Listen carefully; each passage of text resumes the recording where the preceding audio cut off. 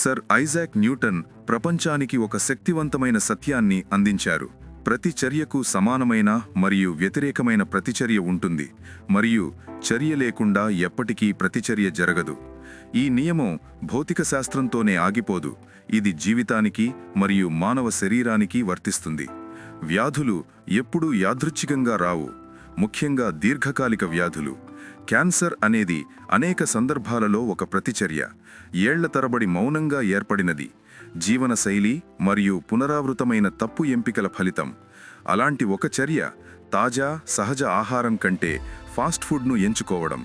శుద్ధి చేయబడిన, ప్రాసెస్ చేయబడిన, ఫైబర్, పోషకాలు మరియు జీవం కోల్పోయిన ఆహారం. తెల్లపిండి, మైదా శరీరంలో నెమ్మదిగా విషంలా పనిచేసేంతగా శుద్ధి చేయబడిన పదార్థం. ప్రతిరోజు తినబడేది, ఆలోచించకుండా అంగీకరించబడేది, సౌకర్యంగా విక్రయించబడేది. ప్రతి ముద్ద ఒక చర్య, ప్రతి చర్య ఒక ప్రతిచర్యను సృష్టిస్తుంది. మీ శరీరం ప్రతి ఎంపికను గుర్తుంచుకుంటుంది. జాగ్రత్తగా ఎంచుకోండి.